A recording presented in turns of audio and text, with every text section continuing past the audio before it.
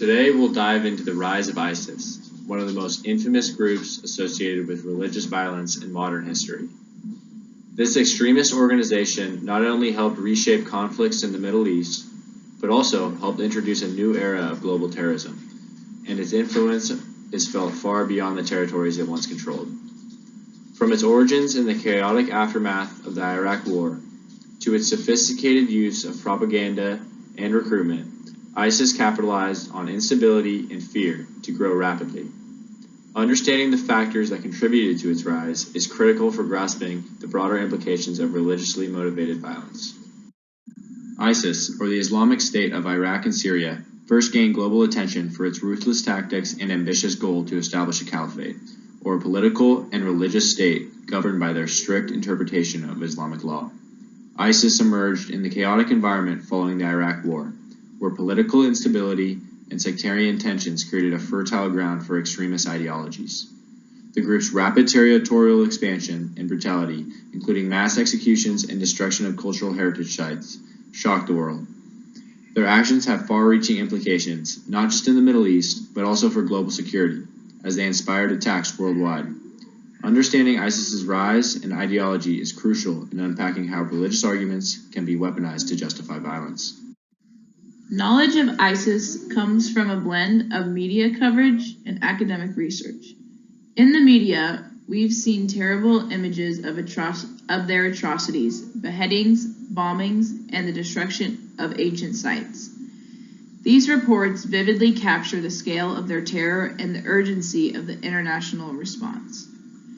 Academically, ISIS has been a subject of intense study. Scholars have analyzed their use of modern propaganda, their recruitment methods, and their unique approach to governance.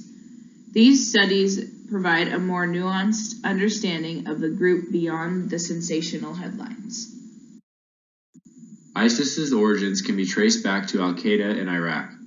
Founded by, and forgive me for this pronunciation, Abu Musab al-Zarqawi in 2004, Zarqawi was notorious for his brutal tactics, which laid the groundwork for ISIS's future operations. After Zarqawi's death in 2006, the group underwent several transformations, eventually rebranding as the Islamic State of Iraq under new leadership.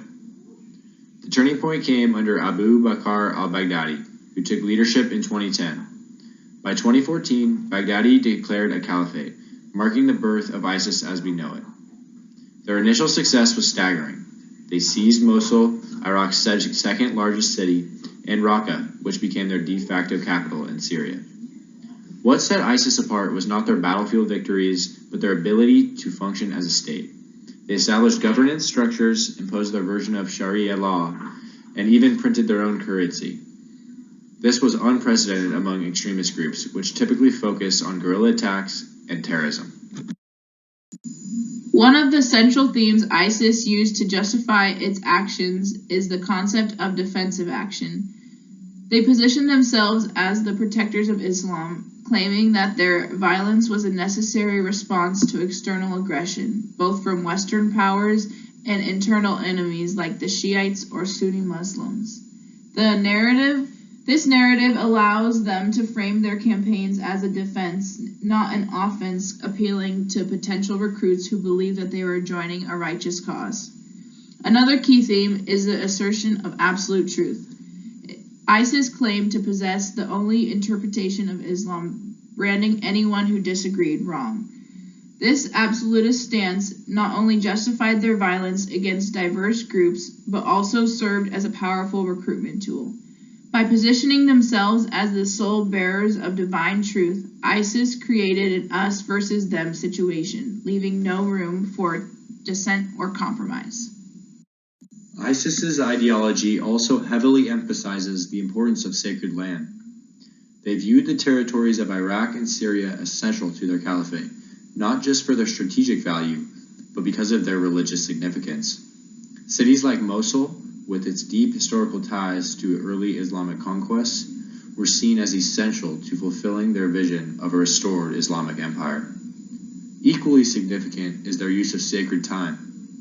ISIS invoked apocalyptic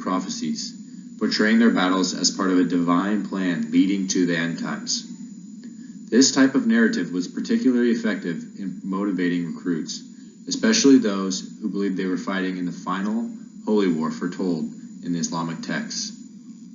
By aligning their cause with sacred time, ISIS gave their mission an aura of inevitability and divine approval, which was a powerful motivator for their followers.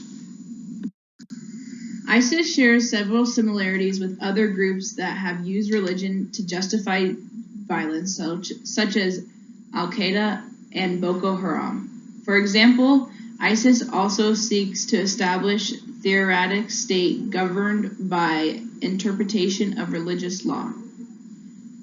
They employ similar tactics, including terrorism, propaganda, and recruitment of foreign fighters. However, ISIS also stands out in several ways. Most notably, their success in capturing and governing territory was unparalleled. They controlled large swaths of land across Iraq and Syria where they implemented state-like functions. They collected taxes, ran schools, and even managed oil production, generating significant revenue.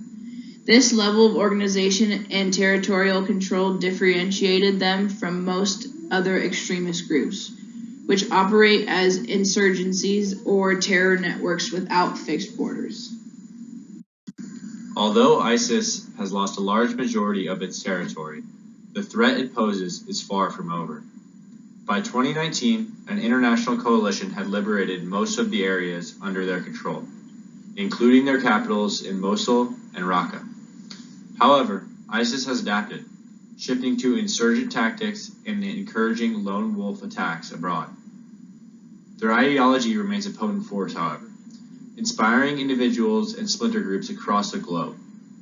This decentralization makes them even harder to combat, as they no longer rely on holding territory to exert influence. The fight against ISIS is now primarily ideological, requiring continued international cooperation and strategies to counter extremist narratives. ISIS still serves as a stark example of how religious rhetoric can be weaponized to justify violence. Their rise and actions embody many of the key themes we've talked about in class, such as defensive action, absolute truth, and sacred time and sacred land. Understanding these dynamics is essential not just for academic purposes, but also for creating effective countermeasures against religious violence. Ultimately, tackling the root causes, political instability, economic inequality, and social marginalization is vital. Only by addressing these underlying issues can we hope to prevent the emergence of groups like ISIS in the future and foster a more peaceful world.